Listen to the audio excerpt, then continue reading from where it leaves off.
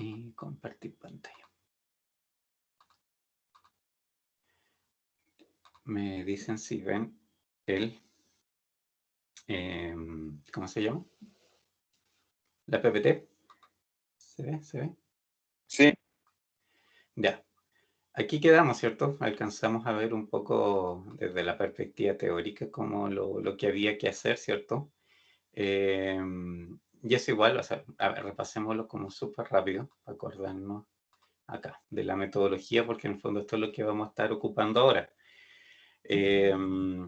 Dentro de lo que es esta metodología, hay como básicamente, no sé, dos cosas quizás, o dos métodos en el fondo, que obviamente son complementarios, digamos, que son cosas que puedo tener que usar ambas, de hecho, simultáneamente, porque depende de la información, obviamente, que cada uno me entregue, ¿ok? Porque no todos los ejercicios son iguales, no todos requieren la misma clase de, digamos, de análisis, o sea, depende mucho de, por una parte, que me están pidiendo, y la otra parte, de la curva en particular, cómo se comporta, porque obviamente eso podría ser diferente, eventualmente, dependiendo del ejercicio. Y vimos primero, ¿cierto? Lo primero, ¿cierto? Que en realidad nosotros siempre tenemos que analizar un poco es el tema directamente de las derivadas. Y aquí, a ver, vamos a... Creo que esta, sí, esta quizás es la figura que representa de mejor manera en el fondo todo lo que, las combinaciones que podrían haber. Ay, disculpa, estoy aquí tratando de acomodarme.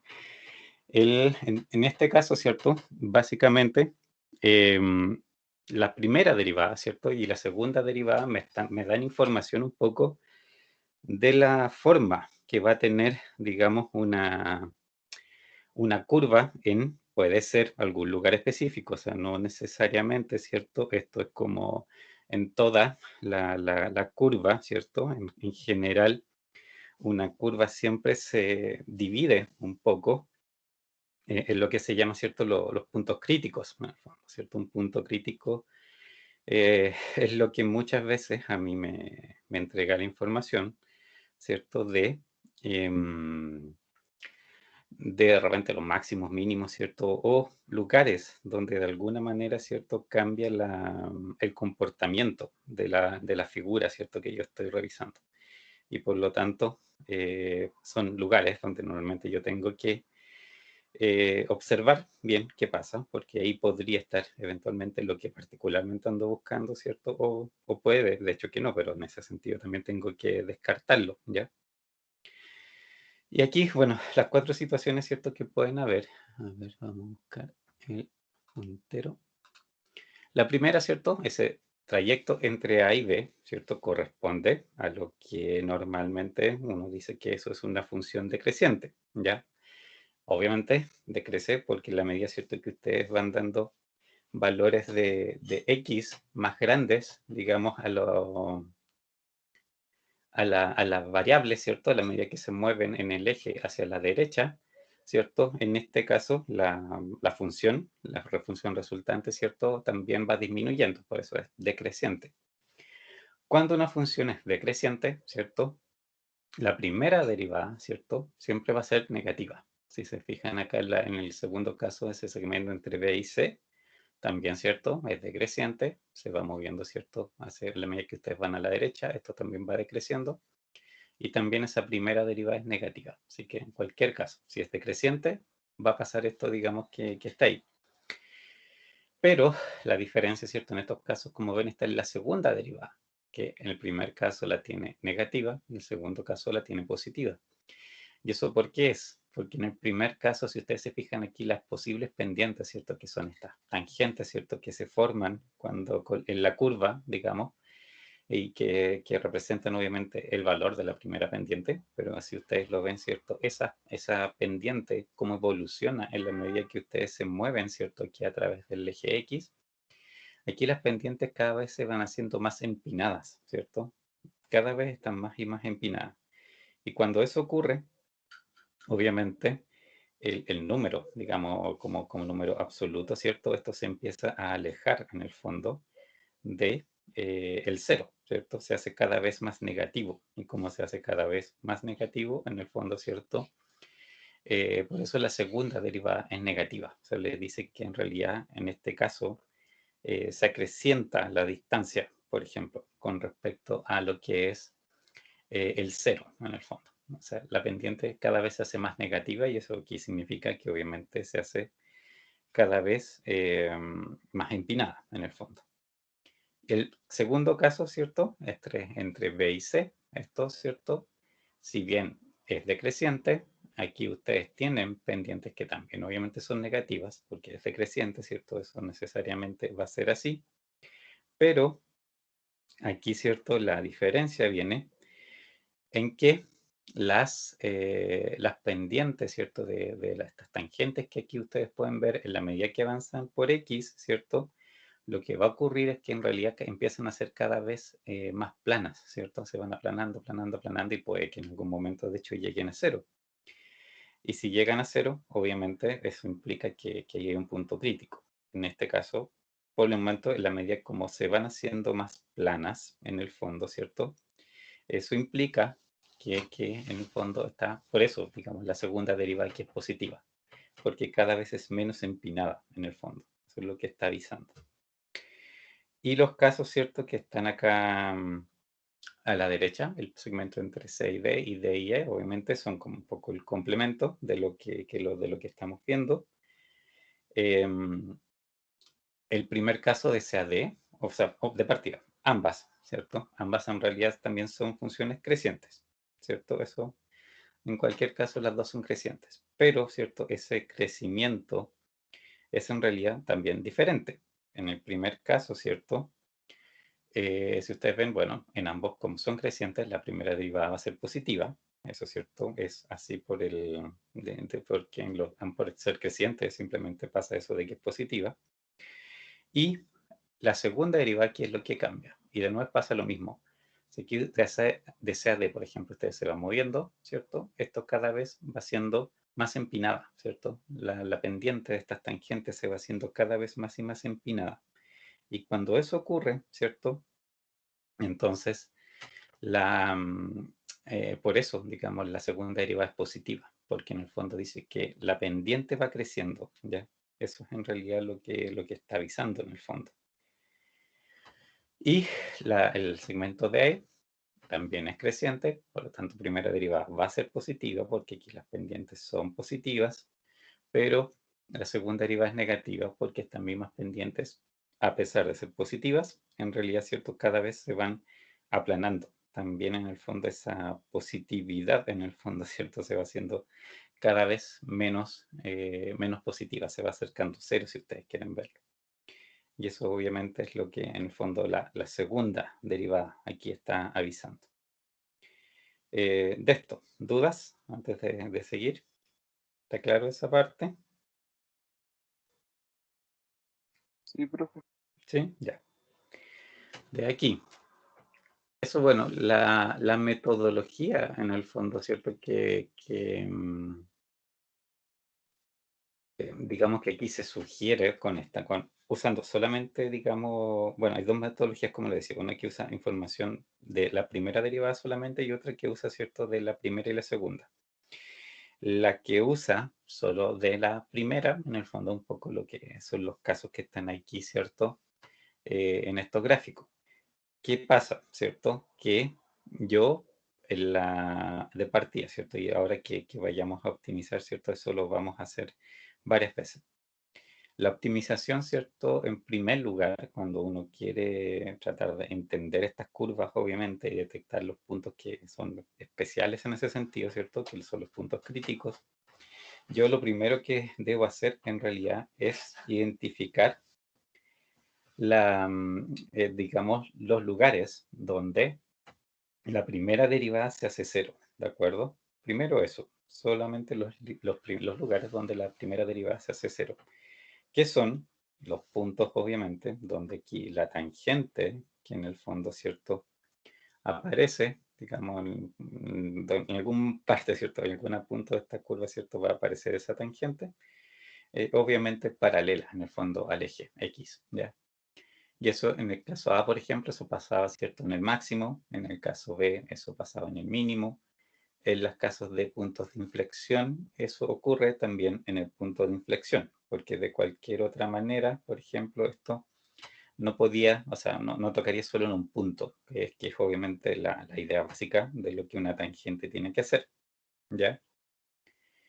Y el método en sí, lo que sí hace, digamos, como diferencia, es que tengo que ver un poco a la derecha y un poco a la izquierda, ¿cierto? Del punto particular que estoy analizando como crítico. O sea, primero, ¿cierto? Por ejemplo, en el caso A, la primera derivada, cuando yo la haga cero, ¿cierto? Me va a dar el punto máximo, ¿cierto? Me va a entregar ese punto, ¿de acuerdo?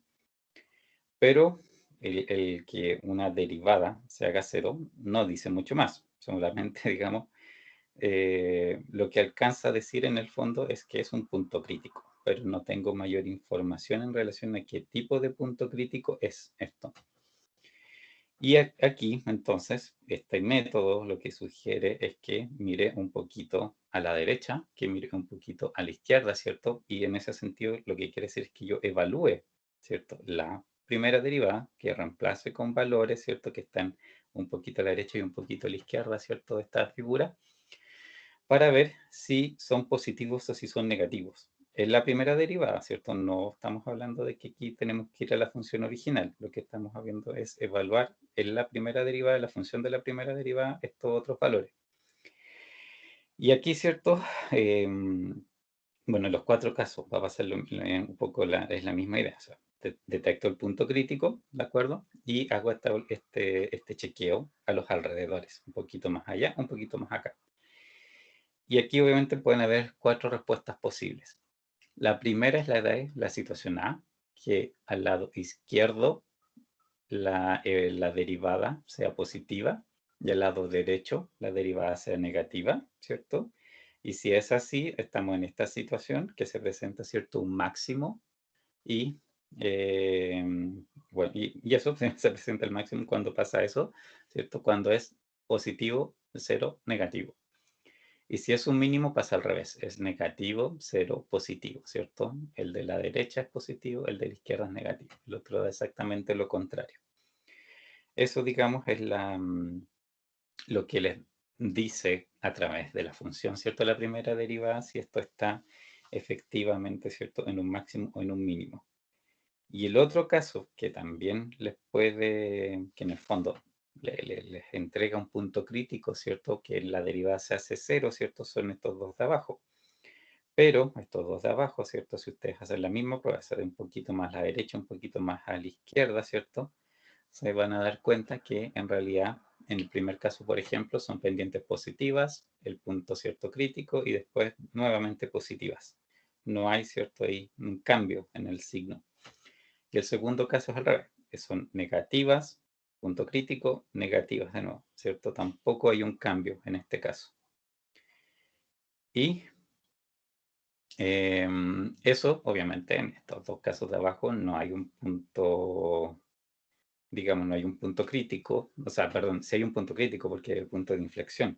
Lo que digo, ¿cierto? Que en ese sentido no hay, en el fondo, un máximo o un mínimo. Y por eso, digamos, me sirve, por supuesto, encontrar en el fondo o sea, distinguir qué clase digamos, de punto es realmente lo que aquí estoy revisando. Eso, cierto, es lo que se puede hacer en el fondo, directamente con la primera derivada.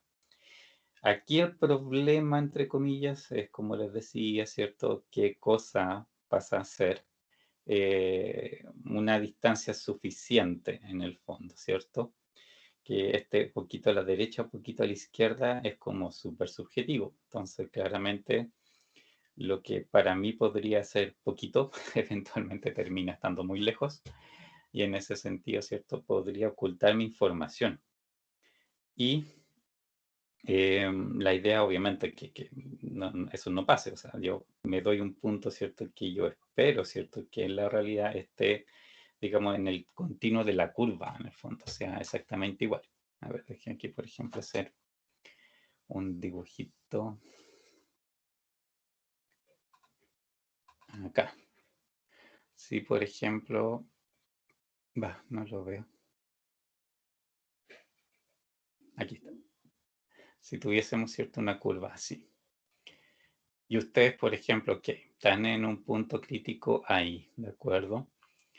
Pero claro, o sea, si ustedes ven un poquito más allá o un poquito más acá, por ejemplo, si analizan ahí, perfecto, ¿cierto? Porque esto les va a decir que está bajando, esto lo está subiendo, y entonces les va a decir que por lo menos esto es cierto, un, digamos, un mínimo relativo, ¿cierto? Que está solamente en ese sector.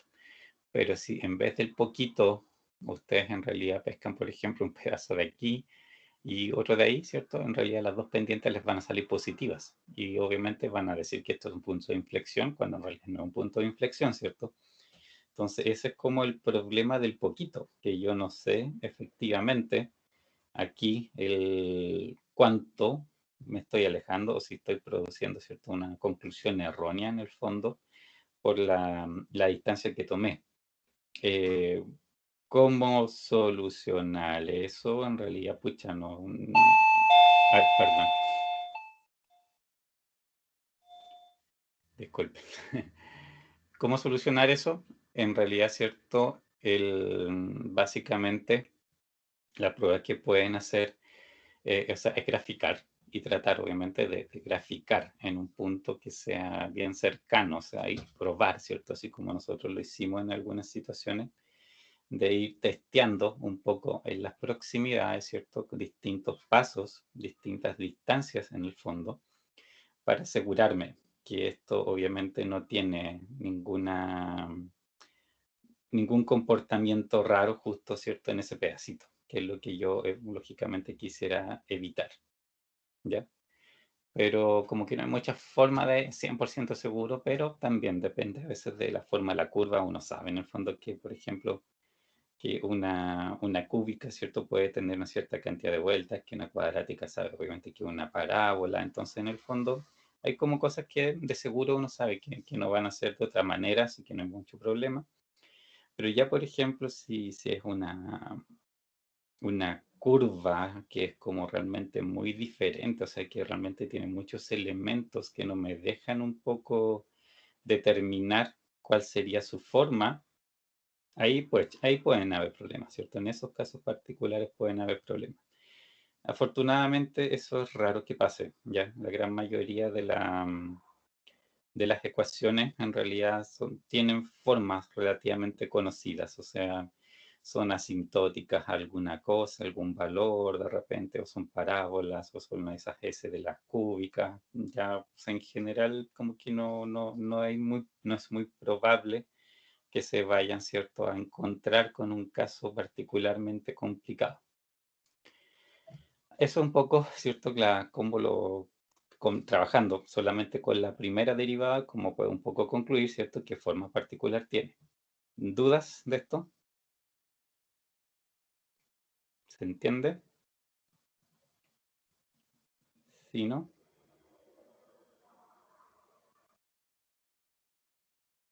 Sí, ¿Ya? Bueno. Y bueno, esta es digamos, la prueba de la primera derivada, ¿cierto?, que se le dice, que en el fondo simplemente tienen que aplicarlo así como les mencioné. Y aquí esto lo hicimos, obviamente. Y bueno, llegamos a la prueba de la segunda derivada, que la prueba de la segunda derivada, ¿cierto? Afortunadamente, eh, no tiene en el fondo esa, digamos, variabilidad de la otra prueba, ¿cierto? Que podrían llegar a conclusiones erróneas por el hecho de que no tomaron una distancia adecuada. En este caso, ¿cierto? Eso no va a pasar.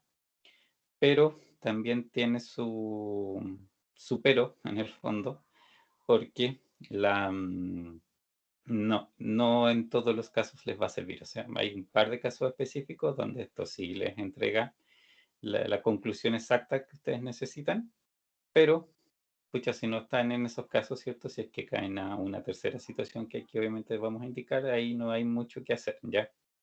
Ahí lamentablemente no hay como más información en el fondo que sacar de este método en particular.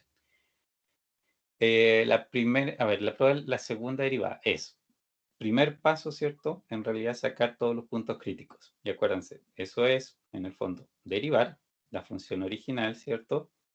Y esa función original le sacan los puntos críticos igualándola a cero, ¿cierto? O sea, perdón, la función original la derivan y la derivada, ¿cierto? Es la que hacen, digamos que igualan a cero para encontrar los puntos críticos, porque puntos críticos son, ¿cierto? Como les decía, aquellos puntos donde esta primera derivada, ¿cierto? Se hace cero.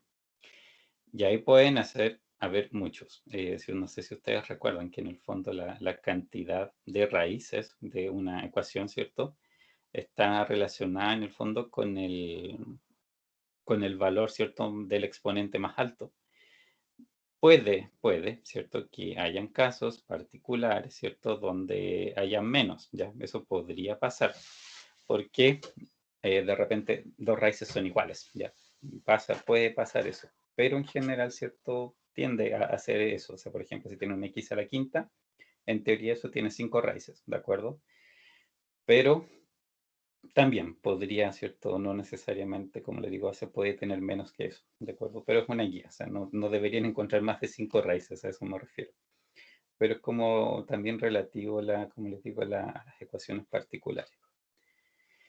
Y bueno, aquí determino los valores críticos. De partida, ¿cierto? Todos los valores críticos que pueda identificar primero y posteriormente, ¿cierto? Derivo de nuevo esa función que ya derivé una vez, la vuelvo a derivar, ¿de acuerdo? Y esa nueva ecuación que obtengo, ¿cierto? Es lo que obviamente es la segunda derivada, lo que yo llamo la segunda derivada porque es la derivada de la derivada. Y ahí también tengo que evaluar esta función, ¿cierto? Esta nueva función en los puntos críticos, ¿cierto? Que determiné con la primera derivada, ¿cierto? Que esos puntos críticos eran, ¿cierto? Donde se hacía cero. Y en esta segunda derivada lo que yo tengo que hacer, ¿cierto? Es ver dónde es, digamos, el signo que toma. Y ojo, es el signo, les importa el signo, no les importa, ¿cierto? Particularmente el número, no importa si el número grande, chico, eso es irrelevante, es el signo. Y de hecho hay situaciones donde por la forma de la ecuación, ustedes ni siquiera necesitan calcularlo, o sea, porque se van a dar cuenta inmediatamente qué signo toma, ¿de acuerdo? Si al final es eso lo que manda. Y aquí, ¿cierto? Hay dos posibles situaciones. Si la segunda derivada es positiva, ¿cierto? Esto dice que en ese tramo particular, acuérdense que en el fondo aquí yo puedo tener hartos tramos, ¿cierto? Esto puede ir de a poquitos. Entonces, en ese tramo en particular, ¿cierto? Aquí lo que yo tengo, ¿cierto? Es una función cóncava hacia arriba, ¿de acuerdo? Abierta de esa manera. Y, a ver, la concavidad hacia arriba es como súper relativa. O sea, por ejemplo, si uno piensa, a ver aquí donde estoy. No me veo, no me veo, no me veo. Aquí. O sea, uno piensa que, por ejemplo, una parábola es cóncava hacia arriba, ¿de acuerdo? ¿Ya? Pero si ustedes, por ejemplo, vieran solo ese pedacito y te vieran, ¿cierto? Una curva así, eso igual es cóncava hacia arriba, en el fondo, porque, claro, si ustedes la proyectaran y la hicieran completa, en el fondo, tendrían al final esta figura completa, ¿cierto? De concavidad, en el fondo. Y por lo tanto, sigue siendo cóncava hacia arriba, aunque estén trabajando particularmente, ¿cierto? Ahí en un pedacito súper específico, ¿ya? Y el otro caso es que esta segunda derivada, ¿cierto? Aquí, ¿cierto? Cuando la segunda derivada es negativa, es cóncava hacia abajo, ¿cierto? Y de nuevo, es un poco lo mismo que está ahí, ¿cierto? Es en algún tramo de esto, ¿cierto? Se produce, ¿cierto? Esa concavidad, o estoy viendo algo que en algún tramo puede ser cóncavo hacia abajo. A ver, acá, ¿cierto? En general cóncavo hacia abajo eso, pero de repente mi función está definida ahí en un pedacito. Entonces, esa curvita, ¿cierto? Ese pedacito en particular se comporta como si fuera, ¿cierto? Cóncavo hacia abajo. En el fondo, ese es como el tema. ¿Y qué más?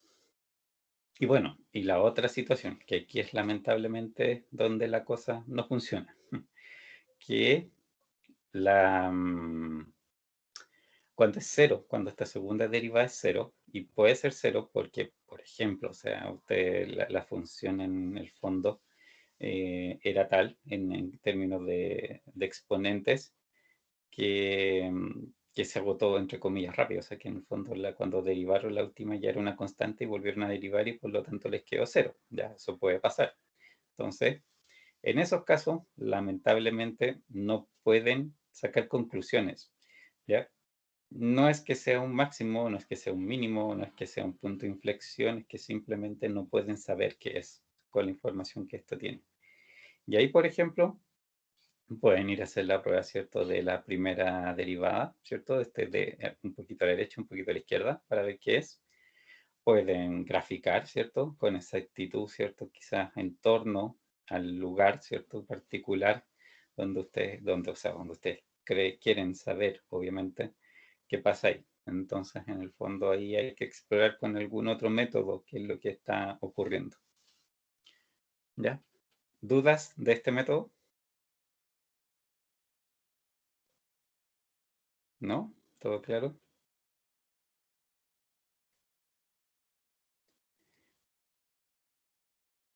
Sí, profe. Bueno, vamos a ver si está todo claro. Ahora que vamos a hacer las aplicaciones, deberían, ¿cierto?, saber qué usar sin ningún problema. Ya, aplicaciones. Aquí obviamente en algunas cosas vamos a ver, digamos, elementos, ¿cierto?, distintas cosas que ya habíamos visto un poco, o sea, ejercicios, de hecho, que antes vimos, pero que resolvimos de alguna otra manera, porque en ese momento no teníamos, ¿cierto?, puntualmente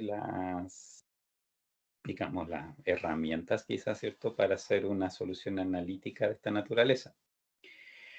Y ahora obviamente podemos resolver el mismo problema, ¿cierto?, pero a través de lo que las derivadas nos pueden decir. Y y bueno, y aquí hay otras aplicaciones también, ¿cierto?, obviamente que no corresponden necesariamente a las que estábamos, que hemos visto hasta ahora, ¿cierto? Son ejercicios nuevos, ¿cierto?, que representan otra clase de situación. Entonces, primera situación, obviamente aquí vimos varios ejemplos antes, ¿cierto?, que eran también, digamos, problemas, ¿cierto?, de ingreso, costo y utilidad. ¿Se acuerdan de eso? Y aquí vamos a aplicarlo, obviamente, en el contexto, ¿cierto?, pero usando derivadas. Primera cosa, ¿se acuerdan de eso? Que lo que era ingreso, el precio por la cantidad, ¿sí? ¿Se acuerdan? Para que no, ¿cierto? Aló, aló, ¿se acuerdan o no? Que era solo precio por cantidad. De aquí, ¿cierto? Este ejercicio, de hecho, nosotros lo vimos, con estos mismos números, ¿cierto? Nosotros llegamos particularmente a esa ecuación, que no sé si ya, pero lo podemos hacer ahí directamente en el otro, ¿cierto? Que en este caso, a ver, ingresos, acuérdense, como dice acá arriba. ¿Dónde estoy?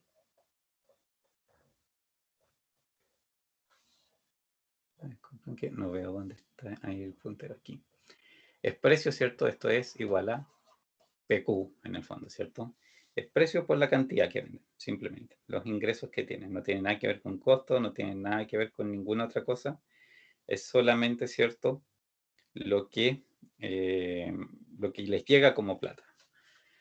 Y habíamos visto, ¿cierto?, que en particular el Q muchas veces también en realidad es un Q de P, o al decir, ¿cierto?, que es una cantidad que depende del precio, ¿de acuerdo? Que es obviamente supernatural, pues la demanda que yo tenga sea dependiente del precio, por supuesto, ¿cierto? Si aumento el precio, lo más probable, ¿cierto?, es que la demanda también baje. Si bajo el precio, ¿cierto?, en teoría también la demanda aumenta. Entonces, en el fondo, existe esa relación. Debería, ¿cierto?, existir esa relación.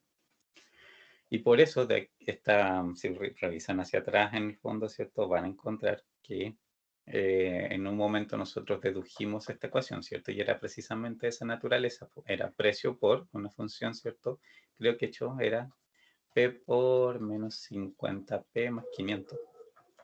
Y que esta era la función, ¿cierto? Esto era Q en el fondo. Entonces, obviamente, cuando hago P por Q, digamos, los P se multiplican y termino, ¿cierto?, con un P cuadrado en particular. Y aquí, esto obviamente es una parábola, es una función, ¿cierto?, al cuadrado, así que es una parábola necesariamente. Como es, ¿cierto?, menos 50p cuadrado, es una parábola cóncava hacia abajo, por su parte, perdón, es el otro lado. Es cóncava hacia abajo, ¿cierto? Entonces, yo para esto necesito determinar, ¿cierto?, un precio, o en este caso, para maximizar el ingreso, porque como es cóncava hacia abajo, esto tiene un máximo, ¿cierto?, necesariamente. Y obviamente la pregunta es cuál también es el valor máximo del ingreso total anual. Entonces, aquí, esta es la misma función, ¿cierto?, que estábamos viendo.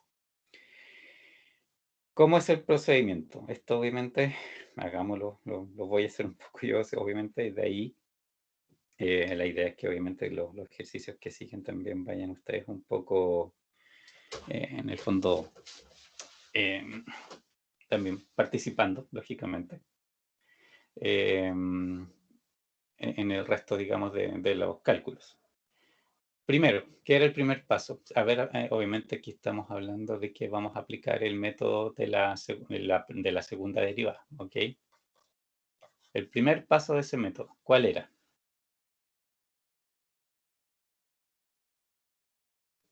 Lo vimos recién. ¿Cuál era el primer paso del método de las dos derivadas? ¿Qué es lo que primero tenía que ir a encontrar?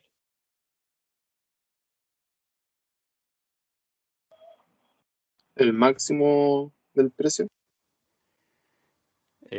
No, acuérdense, el procedimiento, que es lo primero que necesito. Obviamente necesito el máximo, al final voy a llegar a eso, por supuesto. Pero para llegar al máximo, ¿qué es lo que tengo que hacer en el camino? ¿Cuál es el camino para llegar a eso? Los puntos de intersección ¿Con respecto a qué? al eje X. ¿No? No, porque los puntos aquí, ¿de qué te sirven? Sí tienen obviamente una cierta relevancia, porque en el fondo, ¿cierto? Esto estamos hablando de que es una función de ingresos. Y los ingresos necesariamente, ¿cierto?, son positivos. Por definición, los ingresos son positivos. No pueden, digamos, existir ingresos negativos. La utilidad podría ser negativa, esa es otra historia, ¿cierto? Pero el precio, o sea, el ingreso no, porque el ingreso siempre es cero o mayor a cero. Es plata simplemente que llega, entonces por lo tanto no puede tener otro signo. Y en ese sentido, sí, una cosa que es relevante, digamos, de determinar es lo que la otra vez hablábamos, que es el dominio, ¿de acuerdo? Y eso sí tiene que ver con los puntos en los que esta ecuación se cruza acá abajo. Aquí, no sé si estoy ciego o el puntito cada vez está más chico. Esos puntos, ¿cierto?, definen el dominio de esto, que sí es importante para optimizar. ¿Y por qué es importante? Porque cuando hagan el resto del procedimiento, como yo les decía, ¿cierto?, es muy probable que eventualmente por la forma de la ecuación en realidad aparezcan varios puntos críticos, en el fondo, en distintas partes. Y no todos necesariamente corresponden o en el fondo son pertinentes al problema. Porque, por ejemplo, si un punto, por decirlo así, obviamente aquí no pasa porque esto es una parábola solamente, pero sí, si fuera otra figura y, por ejemplo, tienen esta situación donde aquí sí está el ingreso bien definido, pero otro punto crítico les aparece, por ejemplo, 15. Bueno, ustedes saben que por el dominio de esta función y por el hecho de que está representando ingresos, en realidad no tiene sentido el estar haciendo en este caso, digamos, análisis en ese punto, porque no corresponde, ¿ya? Simplemente no está definido para el dominio de lo que esta función en la realidad obviamente significa, que es obviamente ingresos. Así que por eso sí sirve saber, ¿cierto?, el dominio. Y esos son los puntos donde esto intersecta cero. Pero eso no tiene nada que ver con el punto máximo que está ahí arriba. En este caso, ¿cierto?, el dominio viene Bueno, va a quedar entre 0 y 10, ¿cierto? En el fondo ese es el rango donde esta función está definida. Y eso sí, el dominio, ¿cómo ustedes lo sacaban? ¿Se acuerdan qué operación había que hacer?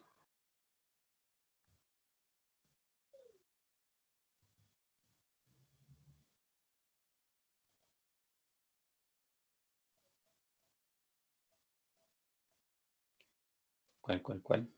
Un poco lo dijeron, si ustedes mismos lo estaban diciendo.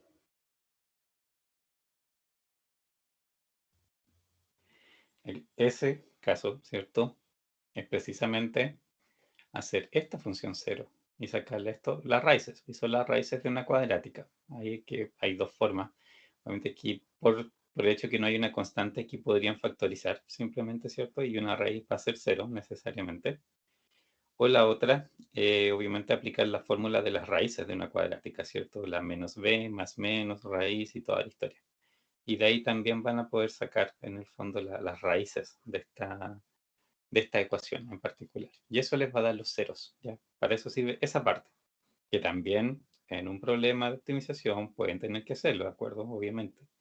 Eso es como súper importante en general el determinar el dominio, en primer lugar, para no estar, obviamente, optimizando en una parte que la realidad no tiene, digamos que no hay en el fondo un asidero con respecto a la realidad, si ese es el tema.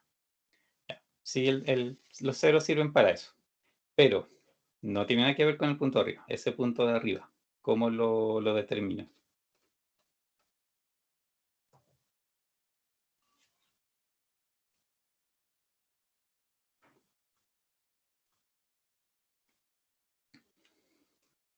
Estamos conversando.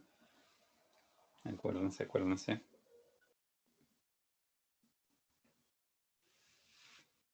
Parece que no están poniendo mucha atención. El método de las dos derivadas, ¿cierto? Precisamente lo que busca es eso. ¿Por qué? Primero, ¿cierto? La primera parte de ese método en realidad lo que determina es dónde están los puntos críticos. Esto, a ver. Lo primero es determinar puntos críticos. Y un punto crítico es un problema donde la primera derivada, ¿cierto?, es igual a 0. Todos los puntos donde los x en el fondo, ¿cierto? Si aquí el que manda son los x. Todos esos puntos donde esto se hace 0 en particular son puntos críticos. Y eso es lo que, bueno, aquí en el método llaman aquí asterisco. Pero obviamente pueden ser varios, como digo, al menos uno o pueden haber más. En ese caso, ¿cierto? Todos se van a obtener de esto de igualar la derivada a 0 y obviamente de ahí ir despejando los distintos valores.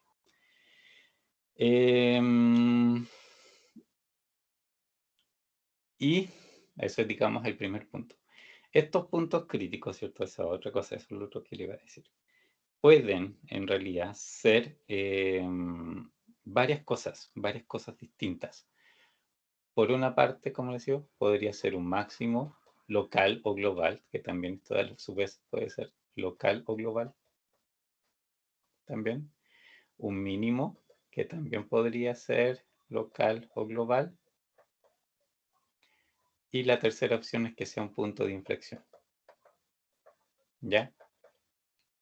En este momento, con la primera derivada igualada a 0, no pueden saber nada más, ¿de acuerdo? Es solamente hasta este punto. Lo que saben es que es un punto crítico, pero no saben más información sobre ese punto. Y ahí es donde viene precisamente el método de la segunda derivada, por eso se llama así, que aquí yo tengo que, acá está, derivar nuevamente, ¿cierto? Y la segunda derivada evaluada en los puntos críticos les va a decir qué clase de punto crítico es particularmente. Y aquí, ¿cierto?, es donde están las tres opciones. Que esto sea mayor a 0, que sea menor a 0 y que sea 0. Cuando es 0, ahí este método no aporta mucho. No pueden saber mucho más. ¿Ya? Tienen que aplicar otra cosa. no es que haya un problema en particular con la, la ecuación ni nada, o que el problema no tenga solución, no tiene nada que ver con eso. Es simplemente que no se sabe. Con esto no puedo saber, ¿de acuerdo? Y si está en alguna de las otras dos situaciones, obviamente eso sí nos dice. A ver, no sé, de que retrocedamos un poco para acordarnos. Ahí es cierto, están las dos opciones que decir. Si la segunda derivada, ¿dónde estoy? Aquí. Si la segunda derivada es positiva, la función es cóncava hacia arriba, ¿ya? Piensen que en ese sentido vienen con pendientes negativas que se van acercando a cero y cuando llega a cero se empiezan a hacer positivas, ¿cierto? Entonces, en el fondo, esas pendientes, si ustedes piensan en mx se mueven a x, se van haciendo cada vez más positivas. Primero acercándose al cero y después alejándose del cero. Entonces, por eso, ¿cierto? En este caso, cuando son positivas, es cóncava hacia arriba, y por lo tanto tiene un mínimo esa función. Y si es cóncava hacia abajo, también piensen en las pendientes. Ustedes se vienen acercando, ¿cierto? Por el lado izquierdo, son pendientes positivas y después, ¿cierto? Esas pendientes positivas se vuelven negativas después del punto crítico. Entonces, en ese caso, ¿cierto? Lo que ustedes tienen es una cóncava hacia abajo y por lo tanto ahí había un máximo.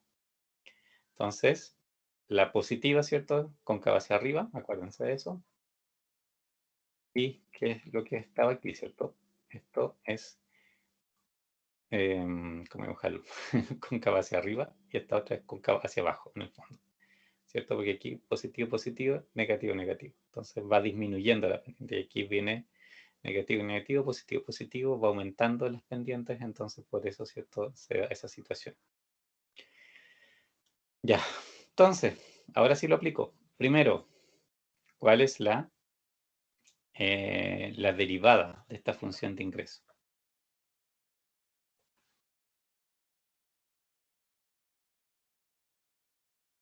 ¿Cuál es la forma de esta función derivada?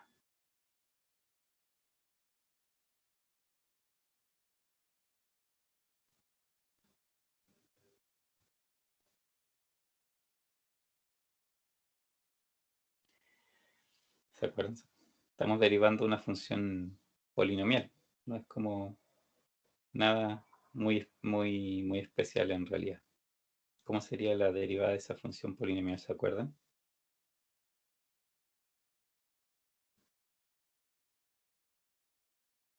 ¿Hay alguien por ahí?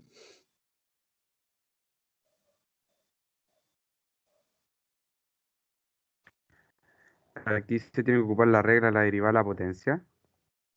¿Cierto? Sí, aquí hay básicamente dos reglas que hay que aplicar, ¿cierto? Una, que es más general. Esto es una suma de funciones, así que pueden derivar cada parte por su cuenta, ¿ya? Y la otra es obviamente esa que dices tú, que es por la derivar como potencias, porque aquí la variable, ¿cierto? Es la p. Entonces tengo que derivar esa p como su variable, como corresponde, ¿cierto? Y son p elevado a algo, entonces en el fondo son potencias. Y aquí, ¿cierto? La derivada de esto es, acuérdense, bueno, aquí lo voy a escribir entero.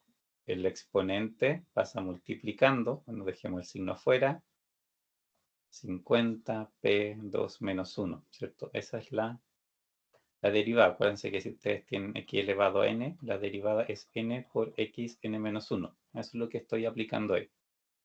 Y eso mismo, aplicado en la segunda parte, en el fondo es p 1 elevado a 1, pasa el 1 adelante y queda 1 menos 1, p elevado a 0, ¿cierto? Que por definición es 1. Y ahí les queda el 500 directamente. Entonces, en el fondo esto es, ¿cierto? Menos 100p más 500. ¿Sí? ¿De acuerdo o no de acuerdo?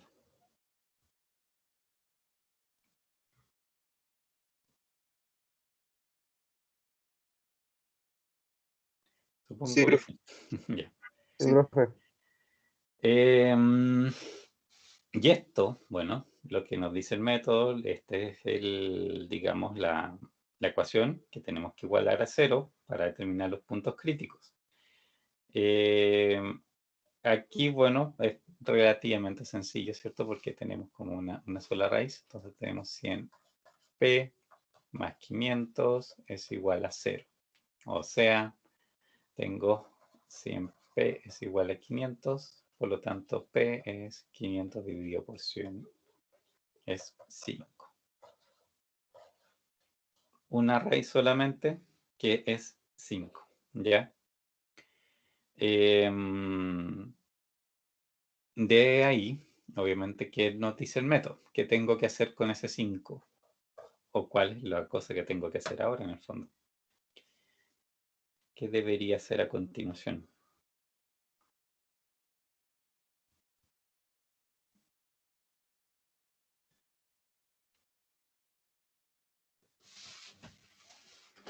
¿Cuál es el paso siguiente del método? ¿Reemplazarlo? No todavía. ¿Reemplazarla dónde?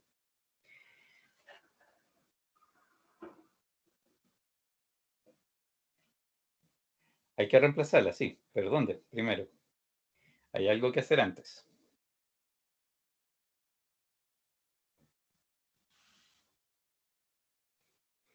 Me falta algo para poder hacer el reemplazo.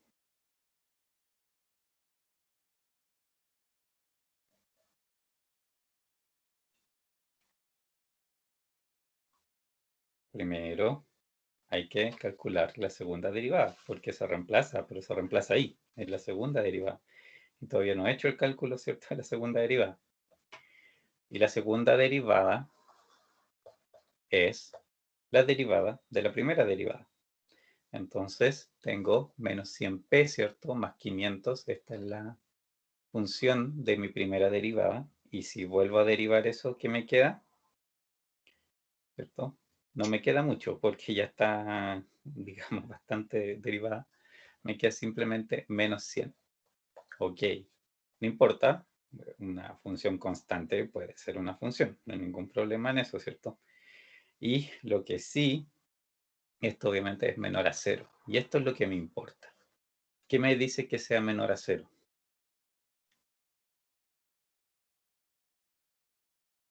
Lo que es cierto, teníamos arriba.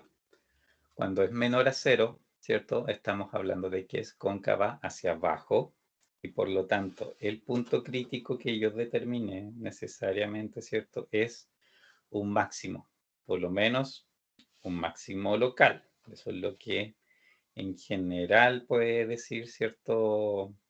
O sea, la conclusión de a partir de las derivadas simplemente les dice que esto es un máximo local. ¿Cómo saben ustedes que es un máximo global en este caso particular? Porque en realidad, ¿cierto? Aquí lo que tienen es una parábola y ustedes saben que la parábola tiene esa forma, o sea, que no va a volver a subir, no va a volver a bajar, no va a tener nada raro, que simplemente es la figura que está ahí y ninguna otra cosa. Entonces, por eso pueden ustedes concluir que efectivamente es global, porque no van a encontrar ningún otro punto, digamos, que pudiera cambiar eso. Pero de lo contrario, no, pues obviamente en otras situaciones tendrían que ustedes buscar los demás puntos críticos, ¿cierto? Ver qué es lo que esos puntos críticos les dan. Tendrían que probar los extremos de los dominios también para saber, ¿cierto? En esos extremos qué pasa, si es que son mayores o menores. Así que, en el fondo, esta les hace una parte del, digamos, del trabajo, pero todavía, ¿cierto? Les falta, obviamente, para concluir completamente, va a depender mucho del resto, digamos, digamos, del análisis de las figuras que particularmente, ¿cierto?, están viendo. Ya, ahora sí.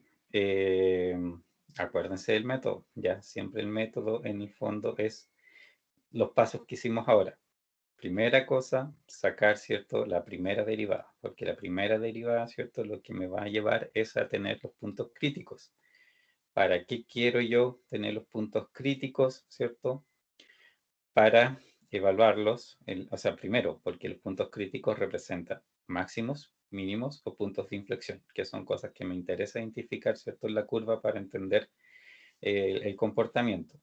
Y después, teniendo, ¿cierto?, los puntos críticos, derivo nuevamente la función, la primera derivada, para obtener la segunda derivada, y esa segunda derivada, ¿cierto?, es la que evalúo, en esa evalúo los puntos críticos que determiné para, digamos, saber si es positivo o negativo, que eso, ¿cierto?, me va a decir si es un máximo o mínimo, por lo menos local en ese sentido. Y si son cero, tengo que buscar algo más. O sea, tengo que ir a ver algún otro método o graficar, ¿cierto? O alguna u otra cosa en el fondo que me permita dilucidar los otros casos, que no son máximos y mínimos, para saber particularmente qué son. ¿Ya? Ahora, ¿qué hora es? Ya está. Eso en el fondo, bueno, con esta función súper simple, un poco el método que vamos a aplicar con todos los otros problemas. Pero ya para los otros problemas, obviamente, tienen que acordarse mejor de cómo esta cosa funciona. Vemos este otro ejemplo. Dice,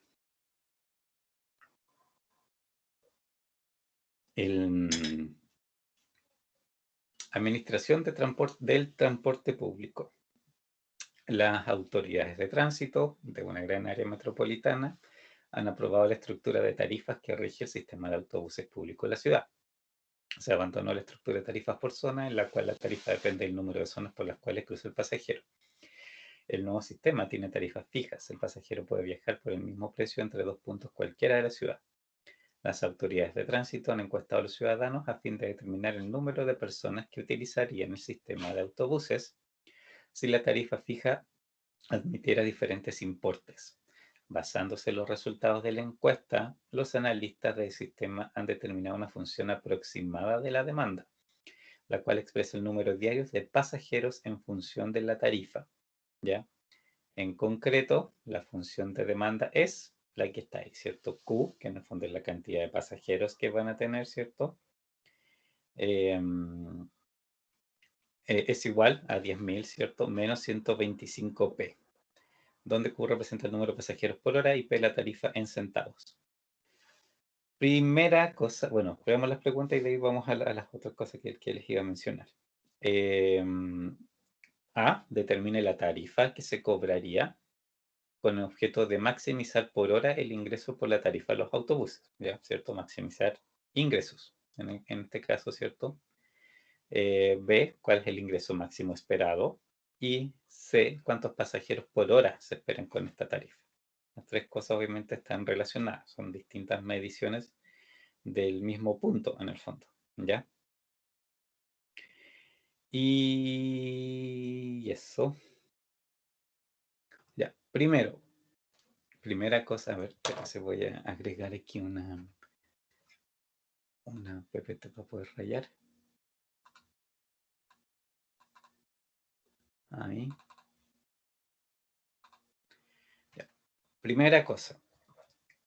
Este Q, ¿cierto? Es la cantidad de pasajeros, ¿cierto?, que ustedes tienen, y obviamente eso depende del precio. Entonces, primera cosa que yo desde aquí puedo sacar es el dominio. Y esto obviamente es súper importante, como les decía, porque primero tengo que determinar dentro de qué valores esta cosa realmente tiene lógica de que funcione. O sea, efectivamente, en la realidad, yo puedo tomar valores de eso, ¿cierto? Y no hay problemas ni de definición matemática por una parte, pero tampoco hay problemas, ¿cierto?, de lógica, digamos, real, de la realidad, que no sean cosas que no existen. Entonces, primero, ¿cuál sería el dominio? ¿Cómo a partir de esa ecuación yo puedo pensar en el dominio de estas funciones, o de esta función en particular?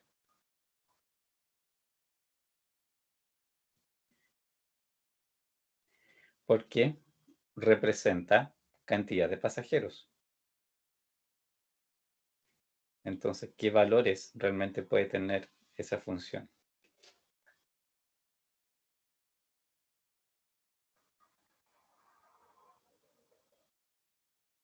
¿Sí? ¿No? ¿Qué cosa? ¿Opiniones?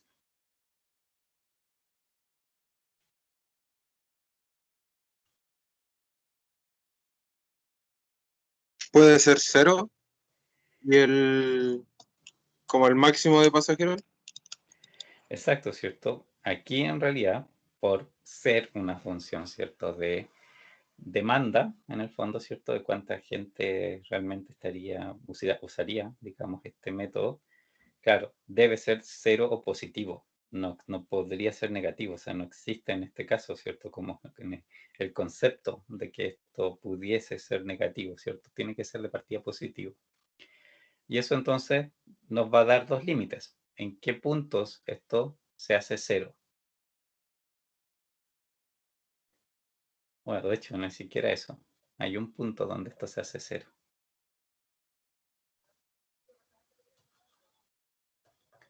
Aquí hay como dos cosas extremas que ver.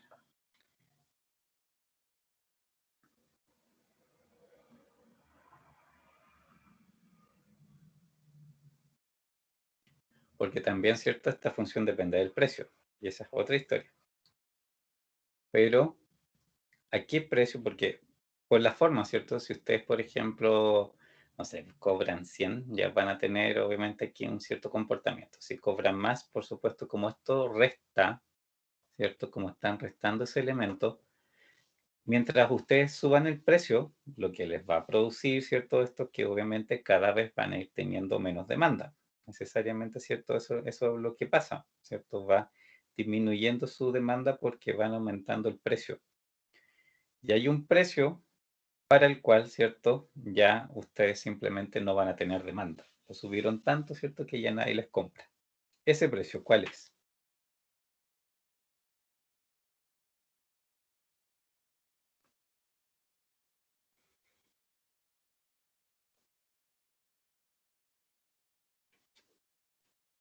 ¿Cómo lo determinan?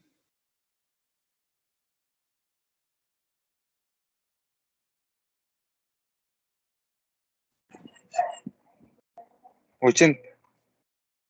Ya, pero ¿cómo lo determinaste? Calculando para que el total me diera 0. Empujando. ¿Cierto? En realidad, sí, es exactamente, es reemplazar aquí mismo, o sea, ¿para qué P, en el fondo, 10.000 menos 125P es igual a 0, y de aquí despejo P, ¿cierto? Me queda 10.000 dividido por 125 y es 80, ¿cierto?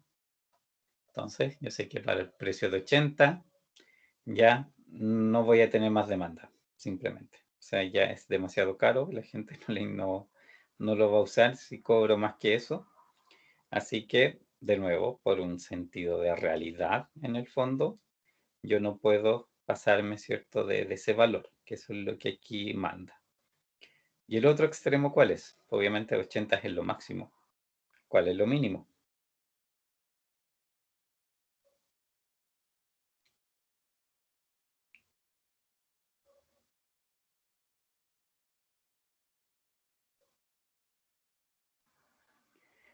¿Qué es lo mínimo que podría cobrar? También, de nuevo, o sea, tiene que ver con sentido de la realidad, simplemente. No tiene mucho más que ver con eso. 0. Cero, sí, obvio, ¿cierto? No puedo cobrar menos que cero. O es gratis o llego hasta 80. ¿Y a dónde estoy? Aquí, ¿cierto? Y la demanda existe mientras yo me mueva entre 0 y 80. Simplemente eso, ¿ya? Ok, entonces, eso ya me define en el fondo el rango, así que cualquier cosa, en el fondo cualquier cosa que yo haga, en el fondo de optimización, tengo que fijarme en primer lugar si corresponde a este tramo entre los 0 y el 80. Si mis puntos críticos caen fuera de eso, entonces yo tengo que apuntar a qué pasa dentro del 0 y 80. Los puntos críticos fuera del 0,80 en el fondo no me dicen nada, simplemente. ¿De acuerdo? Y ya, eso es la función de demanda. ¿Cuál es la función? Aquí me están preguntando por el ingreso. Acuérdense, la función de ingreso era R. Y aquí, ¿cuál sería la función de ingreso? ¿Cómo la construyo?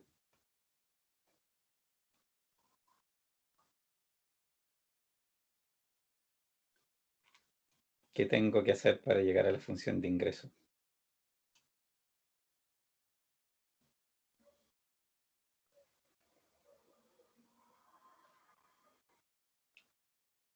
Acuérdense cómo era. Mira, es bien simple.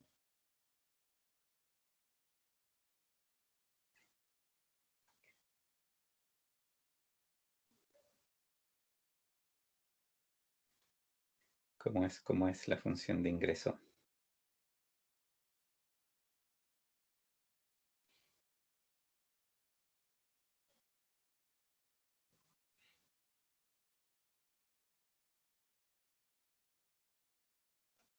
Acuérdense.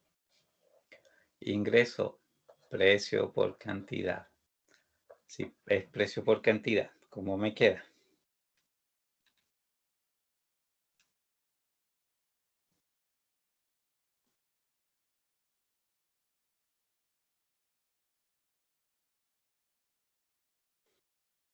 Con esa misma información que tengo ahí. ¿Cómo me queda si es que la función de ingreso es precio por cantidad?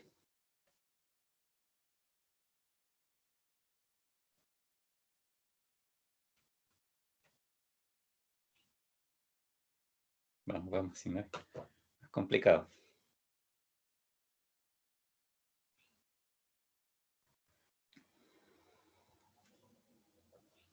Fíjense.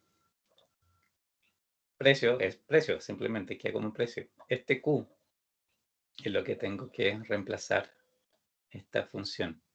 Entonces es P por 10.000 menos 125P.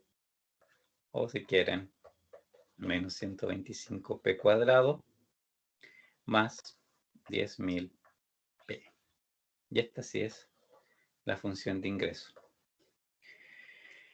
Como tiene, digamos, concavidad, ¿cierto? O sea, en negativo, lo que acompaña el P cuadrado, eso me dice, ¿cierto? Que es cóncavo hacia abajo, por lo tanto, esto tiene un máximo. Lo que es lógico, ¿cierto? En el fondo tiene, si estoy maximizando ingresos, por supuesto que esta curva debería tener esa forma para que tuviera un máximo, un punto máximo, de lo contrario, podría, digo, de hecho, optimizar igual, ¿cierto? En realidad sí se puede, pero tengo que obviamente analizar los extremos en esos casos. Ya más adelante vamos a ver esa clase de ejemplos, digamos, donde en realidad los puntos críticos no es lo único que me entrega información.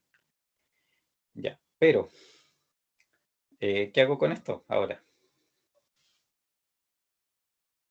¿Qué dice este procedimiento para la que me están pidiendo ahí?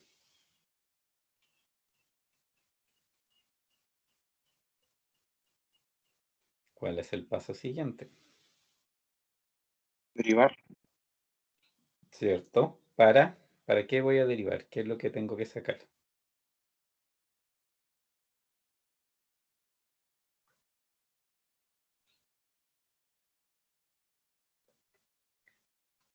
El punto máximo. Algo, me quiero lo mismo, pero antes, paso por paso. Si obviamente yo estoy aquí apuntando a llegar a ese punto máximo, pero ¿por qué?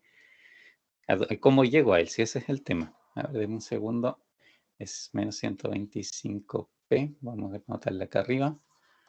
Menos 125p cuadrado más 10.000p. Esa es la función. Sí, obviamente me interesa el máximo, pero ¿cómo llego al máximo? Eso es lo que, ¿cierto? Yo lo calculo, o sea, o lo determino, pero pasando por un par de cosas antes. Eso es lo que les pregunto. Esas cosas por las que hay que pasar, ¿cuáles son? Derivar, sí. Ya. Eso estábamos bien. Primero derivamos. La derivada de esto, ¿qué es lo que es?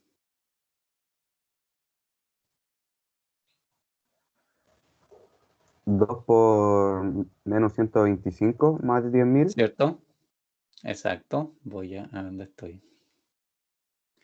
Es menos 250, ¿cierto? 125 por 2 es 250p, ¿cierto? Porque esto es menos 1 el exponente, más 10.000 y p, ¿cierto? Queda como 1 simplemente. ¿Ya? Hasta ahí, ni un problema. Con esta cosa, ¿qué hago? Con esta ecuación.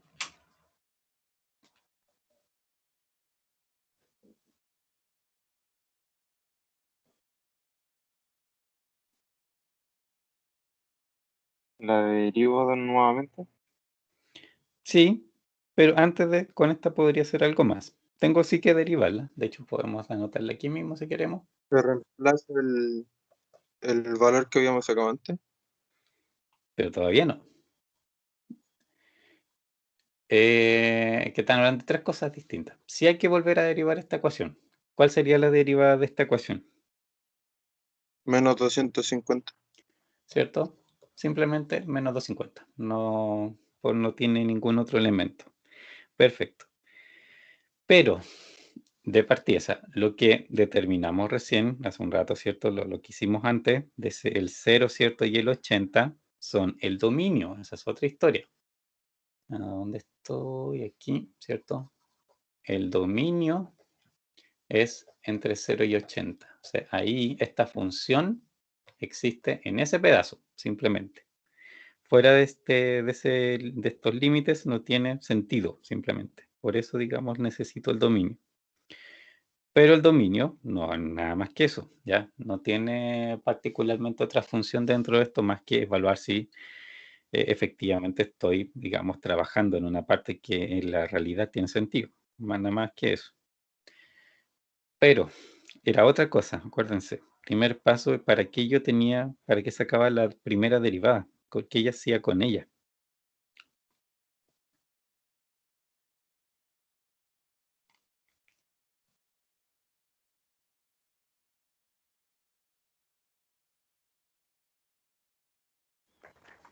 Había que En realidad, despejar P.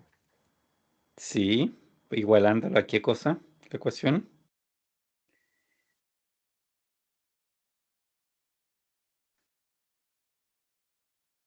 Porque para despejar tienes que igualar la ecuación a algo. 80.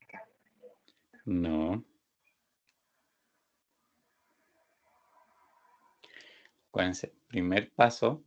Bueno, el dominio siempre hay que saberlo, como el paso cero es saber el dominio. ¿Ya? En realidad es puntos críticos. Eso es lo que hay que hacer. Y puntos críticos es equivalente a que la derivada sea cero. ¿Ya? Por eso hay que hacer menos 250p más 10.000 igual a cero. ¿Ya? Porque de aquí lo que me sale es cierto, este asterisco, que es el que hace que la derivada sea cero, si eso es particularmente lo que me interesa. Y en este caso, ¿cierto? Es 10.000 por 250, que esto es 40. No sé si alguien puede confirmarlo, pero me da la impresión de que es 40. ¿Ya? Eso, lo único que dice, ¿cierto? Es la derivada y se hace cero. Entonces, ahí pues, como les he dicho, tres cosas pueden pasar ahí. O es un máximo, es un mínimo, es un punto de inflexión. ¿De acuerdo? Y eso es lo que yo en este punto no sé y por lo tanto necesito la segunda derivada. Eso es lo que se hace con el primer paso en el fondo es ese. Primera derivada, la igualo a cero para saber cuáles son los puntos críticos, que son los puntos que tengo que analizar con la segunda derivada. Y la segunda derivada es evaluar, digamos, en el fondo esto es R2' de 40, es evaluar, ¿cierto? La segunda derivada en el punto, pero como esta es una función constante, es menor a cero simplemente. ¿Y qué les decía ese menor a cero? También lo vimos, acuérdense que es lo que les va diciendo.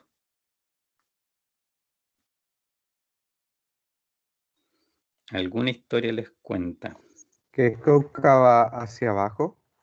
¿cierto? De partida, les dice qué es eso. Y por lo tanto, ¿qué conclusión sacan ahí con respecto al número que obtuvieron?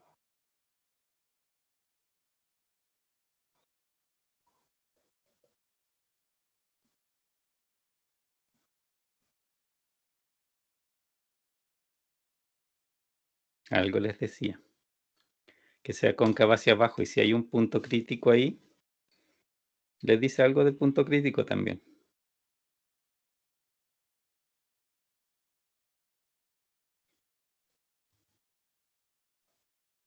Vamos.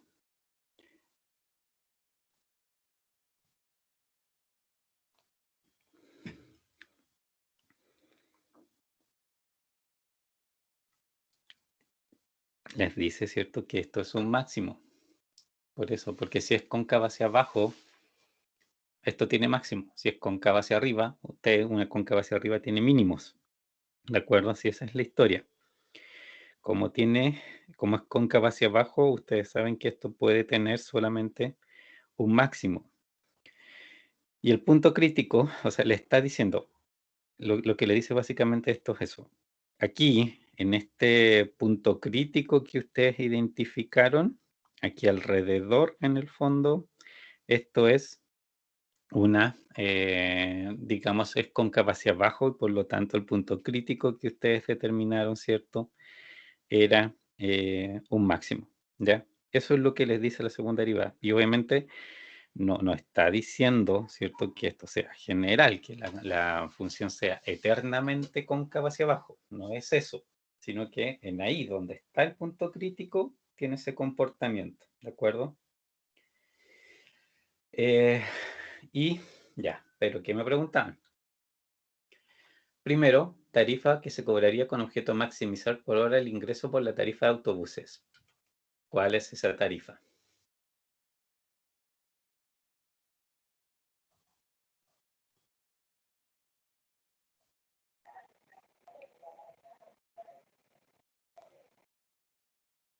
El 80. ¿80? ¿Dices tú? Acuérdense que, a ver, ¿dónde estoy? Aquí. Cuando determinamos el dominio, ¿cierto? Esto es R, esto es el precio, 0,80.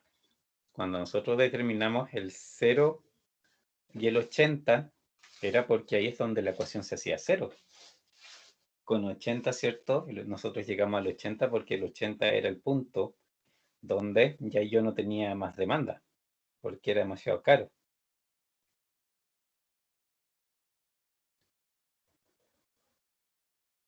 Entonces, si no es ese, yo estoy buscando el puntito de allá arriba. Este puntito. ¿Qué número es ese?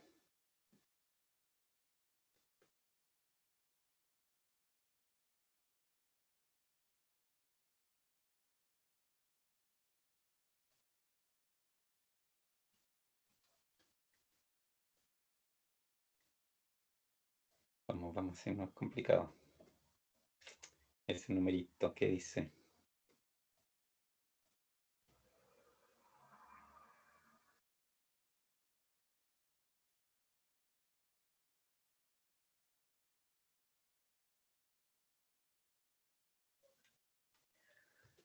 Acuérdense, este punto. ¿Para qué yo saqué eso? ¿Qué es lo que les dice?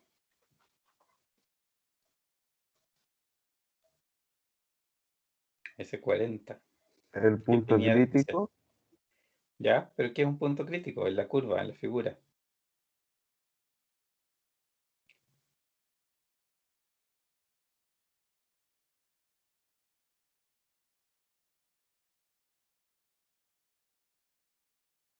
Eso es lo que tienen que interiorizar. ¿Qué cosa es un punto crítico?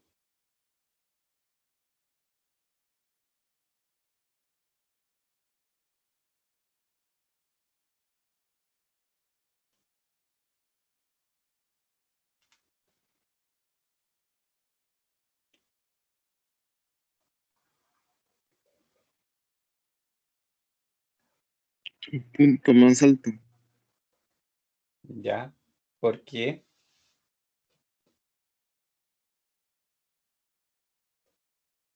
Acuérdense que digamos, ese valor, ¿cierto? El 40, salió cuando yo igualé, en el fondo, la ecuación de la derivada a 0, ¿cierto? Que en el fondo, o sea, para P40, la derivada se hace 0, ¿ya? Y por eso, digamos, es punto crítico, porque precisamente pasa esto. Porque aquí si ustedes van haciendo tangentes, ¿cierto? Derivando, son positivas, positivas, hasta que llega a 0. Y después empiezan a ser negativas, negativas, negativas. Entonces, obviamente, Cuando eso ocurre, el punto donde es 0 es el punto máximo que alcanza ahí arriba. Y eso es lo que me interesa en general los procedimientos de terminar. O sea, en el fondo, por eso lo estoy buscando particularmente, los puntos donde se hace 0. Porque de todas las formas que pudiera tener, ¿cierto? Una ecuación en cualquier parte, ese punto máximo ahí, ¿cierto? Va a ser un 0 en la de primera derivada. Este punto de acá, ¿cierto? Va a ser un 0 también, ¿cierto? En la derivada y así sucesivamente. O sea, por eso yo busco en el fondo los puntos críticos, porque son donde se hace la derivada 0, que para que una derivada se haga 0 en la curva original, que es el problema que me interesa resolver, ¿cierto? Eso necesariamente es porque llegó a un máximo o mínimo, ¿cierto? O como decíamos, a los puntos de inflexión también, ¿cierto? Van a aparecer eso. Y los puntos de inflexión, ¿cierto? Es donde cambia de concavidad, pero ahí esa es otra historia que obviamente ya vamos a ver más adelante cuando aparezcan como todas las cosas simultáneamente. Ya, por eso se busca. Entonces, de nuevo, o sea, en este caso, ¿cierto? Si ustedes querían identificar el máximo, obviamente, digamos, tenían que buscar en primer lugar el punto crítico, porque necesariamente, si es que existía un máximo, iba a estar en un punto crítico, ¿cierto? O bien a los extremos del intervalo, que esas, como les digo, solo más adelante vamos a ver los casos en que eso pasa. Y ya, ahí sí, el 40. ¿Ya? Lo que nos dice esto es que en el 40 se va a producir para nosotros el mayor ingreso. Entonces, acá, lo que me preguntan en la pregunta, o sea, la letra A, ¿cierto? En el fondo, es determine la tarifa que se cobraría con objeto maximizar por hora el ingreso, ¿cierto? Ese es el 40, ¿de acuerdo? ¿Cuál es el ingreso máximo esperado? Eso es evaluar. Es R en 40, pero es la original, porque la función original de, digamos, de ingreso obviamente es lo que tienen que ver. 40 al cuadrado más 10.000 por 40. Entonces, eso, veamos cuánto sale la primera. 40 al cuadrado, 1.600. Por 125, esto es menos 200.000. Más, ¿cierto? Esto es 10.000 por 40, es 400.000. Entonces esto es 200.000. ¿Sí? ¿Me siguen?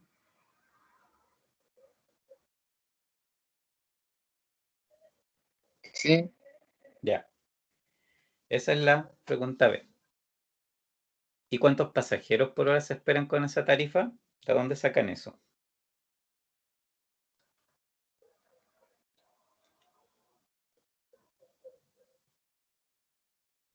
¿Qué ecuación les sirve para calcular eso en particular?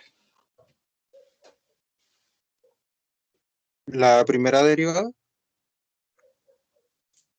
Pasajeros. ¿De dónde, qué función es la que en unidades es pasajeros?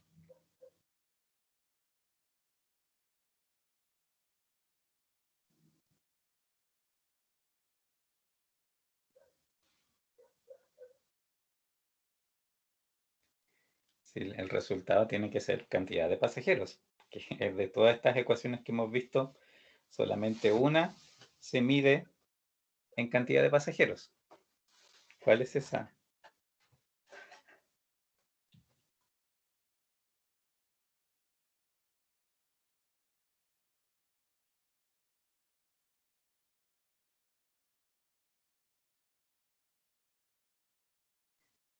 ¿Cuál? No tenemos tampoco muchas ecuaciones.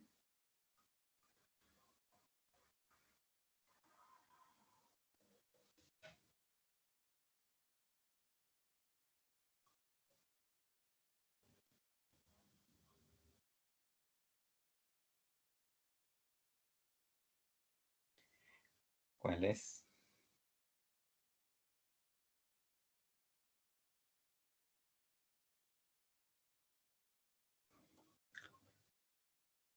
¿Qué cosa es esto? ¿Qué me representa esa función? De ahí partimos todo esto.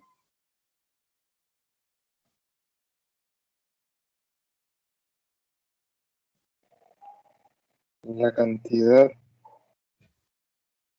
¿De qué? de pasajeros. Exacto, ¿cierto? Esa era la cantidad de pasajeros. Entonces, en el fondo, estos pasajeros por hora, que en el fondo aquí yo necesito saber es Q 10.000 menos 125 por el precio. O sea, 10.000 menos, esto es 150, 500, es 5.000. O sea, 5.000 pasajeros voy a tener para el precio, ¿cierto? En particular. Entonces ahí se juntan todas las cosas en el fondo que se preguntaron. O sea, el precio es 40, ¿cierto? Porque el precio 40 es el precio que en este caso maximiza, ¿cierto? El ingreso. Perdón. Maximiza el ingreso. Ese ingreso máximo es reemplazar el 40 en la función, ¿cierto? De ingresos. Ya, simplemente reemplazar. Y eso nos da, ¿cierto? Los 200.000 que teníamos ahí abajo, ¿cierto? Que era, en delante determinamos eso. Y la otra pregunta era cuántos pasajeros son los que viajan para esa tarifa, ¿cierto? Y que generan, por supuesto, digamos, este ingreso de 200.000. Eso es, digamos, digamos, bien, todas las ecuaciones están relacionadas, unas se desprenden de otras, por supuesto. Aquí no, pero tienen, claramente, ustedes tienen que acordarse bien de toda esta historia. No sé si no están poniendo atención o qué cosa, porque dentro de poco ya vamos a ver algunos más ejemplos de esto y tienen que hacer la evaluación, pero parece que no han puesto ninguna atención no saben qué responden como al azar las cosas, parece que no siguen mucho el hilo, no sé si no se entiende o qué cosa. ¿Ya? Pero mejor empiecen a repasar porque si realmente no entienden, no les queda tanto tiempo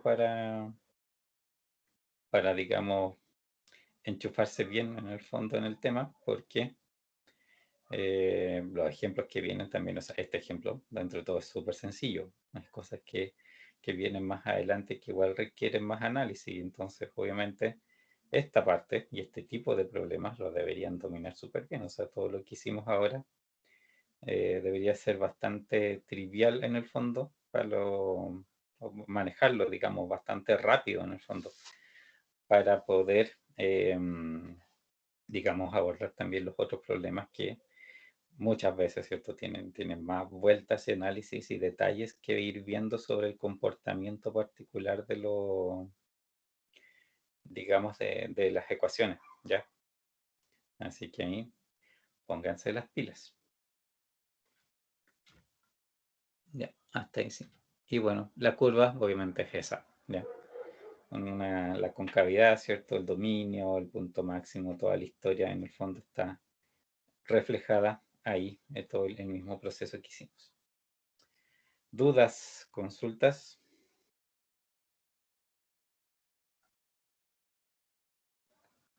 ¿No? No, profe. Ya. Profe, yo tengo una Dime. duda ¿Sí? en la parte al principio de la función, cuando ¿Ya? pasa menos 125p cuadrado. ¿Cuál? ¿Allá arriba? ¿O en general cuando se hace la función de ingreso? ¿Cómo llegó a este valor de menos 125p cuadrado? Ah, ya. Eso estaba acá. Ahí está. La función de ingreso en general, por definición, una función de ingreso es esto.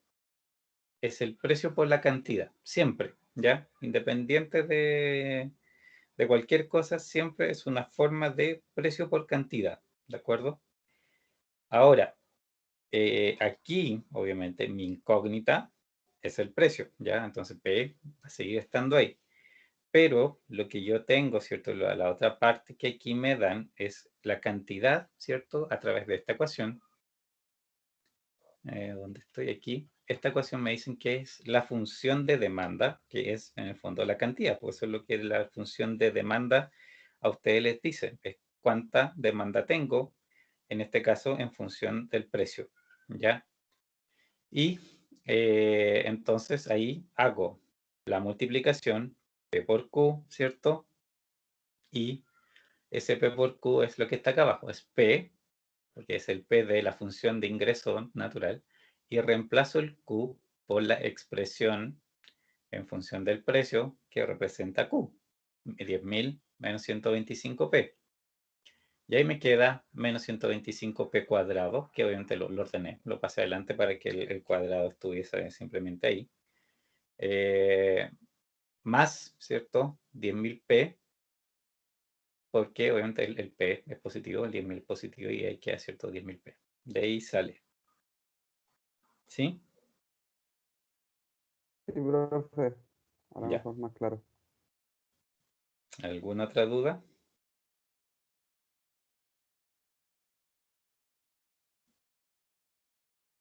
¿No? Profe, ¿cuándo Dime. la evaluación? Como ya estamos viendo aplicaciones, probablemente la próxima semana se las entregue y ya debería haber por fecha. Denme un segundo para el calendario. Calendario. Cuando encuentre el calendario se los digo. Mm,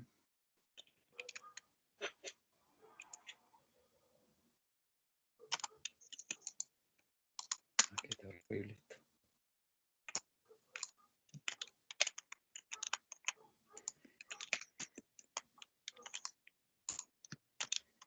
Ya, estamos. Mayo, déjenme ver. Ya, cierto, la próxima semana es del 17 al 21. Ahí, como les digo, vamos a seguir viendo ejemplos. Bueno, este viernes vemos más ejemplos, próxima semana de nuevo ejemplos. Pero ahí, cierto, ya les podría entregar en el fondo el enunciado dentro de la semana. Trataría obviamente que sea lo más pronto posible. Y desde ese momento en que se los entregue, ya ahí tendrían una semana para entregar, que obviamente eso va a dar de la semana entre el 24 y el 28, que tendrían que entregar los resultados. Eso sería. ¿Sí? Gracias, profe. Ya. ¿Alguna otra consulta?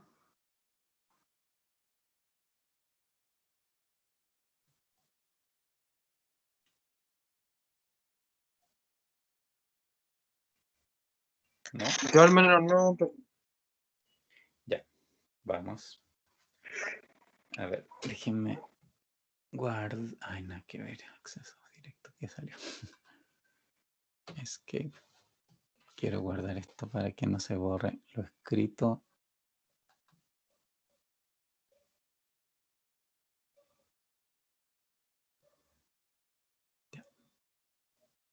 Y no creo que alcancemos a hacer todo el otro ejercicio al tiro, en realidad la parte que sigue, pero por lo menos, no sé, hagamos una revisión un poco de cuál es el que sigue, ¿cierto? Y hagámonos una idea. Y con eso partimos la próxima semana. O sea, perdón, el viernes. ¿Ya? Avanza, ya. Ah, sí, está. Requiere quizás un poquito más de pensamiento por la forma de la ecuación en particular que tiene. ¿Ya? Em,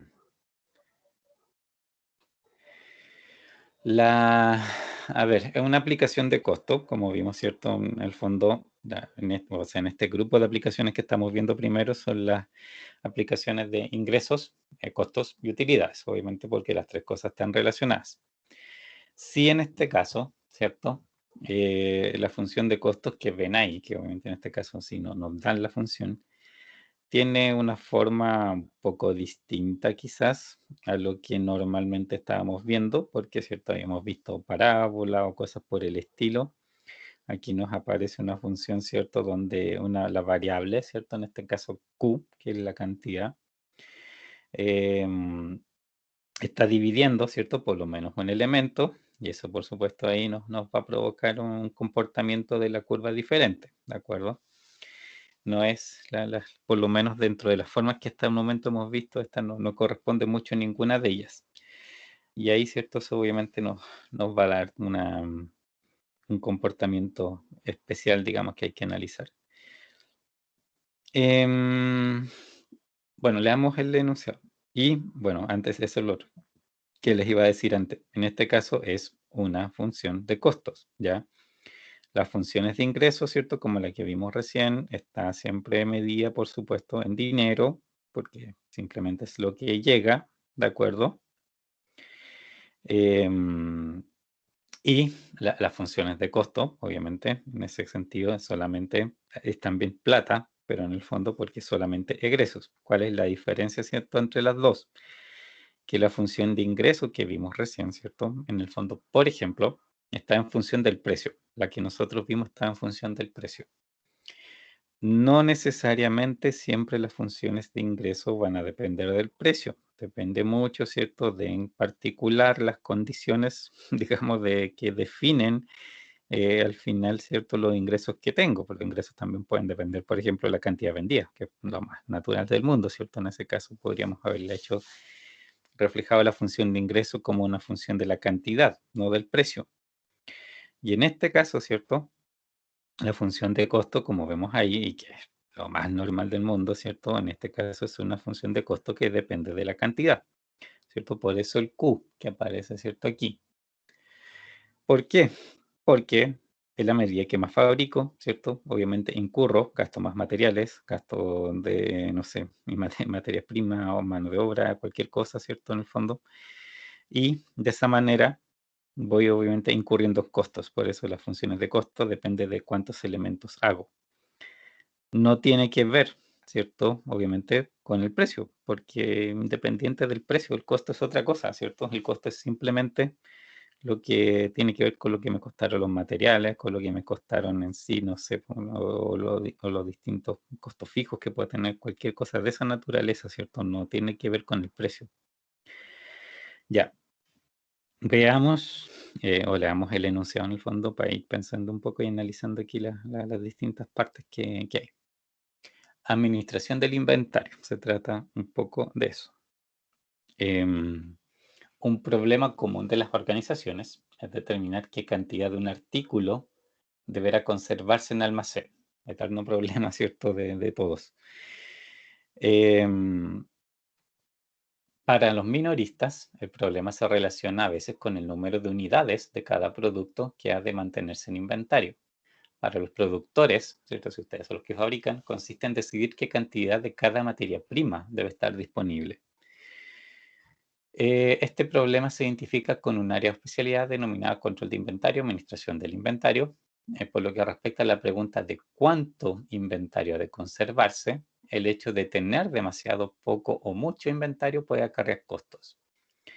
Si ustedes tienen mucho inventario, ¿cierto? Obviamente el inventario siempre es plata detenida, o sea, en el fondo porque ustedes tuvieron que fabricar eso, lógicamente, y gastaron plata fabricándolo. Profe, Pero sí, creo que no sé si soy yo, pero no está proyectando el problema que está el ya, enunciado. espérate, déjame, a lo mejor no se actualizó. Voy a dejar de compartir y voy a volverlo a poner. Fíjate qué ha pasado otras veces. Por algún motivo, como que se congela. Ya, ahí lo ven. Sí, profe. Ahí Ya sí. apareció. Ya. Sí, fíjate, no sé por qué pasa. De repente pasa esto de que se congela la imagen. Gracias por avisar, porque no tengo forma, obviamente, de saber que se congela. Ya. A ver, problemas de que si tienen mucho inventario, digamos, es entendible porque es un tema de, digamos, un costo, un costo excesivo, ¿cierto? Porque obviamente ustedes están ahí, invirtieron en fabricar eso y resulta que no lo están ocupando, así que es plata detenida. ¿Por qué tener poco inventario podría ser un costo?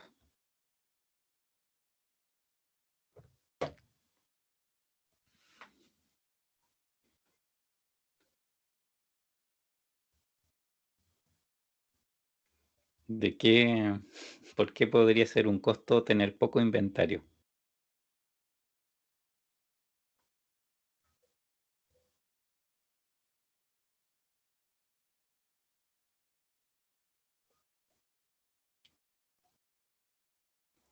Porque en el fondo no estoy precisamente gastando, ¿cierto?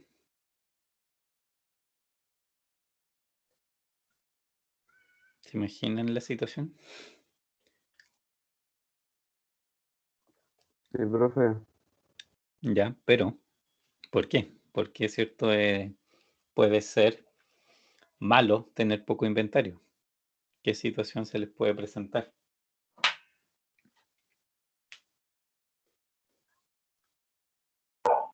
Eh, Sin stock. Exacto, ¿cierto? En realidad el problema es que se pueden quedar sin stock. Y cuando se hacen análisis de este tipo de problemas, una cosa que no es un costo real, pero que hay que considerar siempre, es lo que se llama, ¿cierto?, el costo de oportunidad, que en el fondo es asumir como un costo de uno el hecho, ¿cierto?, que te quedaste sin inventario. Y eso es porque, en el fondo, si no, digamos, si no considero esas ventas perdidas, por ejemplo, en el fondo, yo nunca voy a poder dimensionar adecuadamente el problema que tengo, ¿cierto?, de estarme quedando sin stock, porque una cosa es, por ejemplo, quedarse sin stock y que hayas tenido una demanda más, que una persona más haya llegado a comprarte, y otra bien distinta, ¿cierto?, es quedarte sin stock y que 1000 personas más hayan ido a pedirte, obviamente, inventario. Eso es bastante más grave, pero si no lo dimensionas, en el fondo, también no tienes cómo saberlo. Entonces, es como para muchas empresas súper crítico eso de realmente tener una buena estimación de lo que no vendiste por no tenerlo, de tener el registro de cuánto no pudiste vender por no tenerlo. Que obviamente no es un costo real, no es obviamente que ustedes pierdan plata, pero en el fondo sí, indirectamente es algo, una oportunidad que perdieron de haber obviamente tenido ingresos. Ya, ¿qué más dice? Un minorista de bicicleta, en este caso motorizada, ha analizado los datos referentes a los costos y determinó una función de costo que expresa el costo anual de comprar, poseer y mantener el inventario en función del tamaño, número de unidades de cada pedido de bicicletas que coloca. Aquí la función de costo, ¿cierto? C es igual a F de Q, depende de la cantidad, y es 4.860 dividido por Q más 15Q más 7.000, o sea, 750.000. Donde C es el costo anual del inventario expresado en dólares y Q denota el número de bicicletas ordenadas cada vez que el minorista repone la oferta, ¿de acuerdo? Hay que determinar el tamaño del pedido que minimiza el costo anual de inventario, ¿cierto? Que obviamente es la expresión completa. Y B, ¿cierto? ¿Cuál se espera que sea el costo mínimo anual de inventario? Bueno, el costo, ¿cierto? Como la cantidad, el Q en particular. Y esto, bueno, como si ya no tenemos tiempo para hacerlo entero, porque también tiene sus propias cosas especiales, pero lo vamos a hacer en otra clase. Pero acuérdense del procedimiento, o sea, por favor, repáselo, acuérdense, ¿cierto?, los pasos que yo tengo que hacer para ejecutar, ¿cierto?, este procedimiento con la segunda derivada, primera, segunda derivada, el dominio, todas esas cosas que vimos, ¿cierto? Por favor, la próxima clase traten de llegar un poquito más enchufados en realidad, ¿ya? ¿Dudas? ¿Consultas?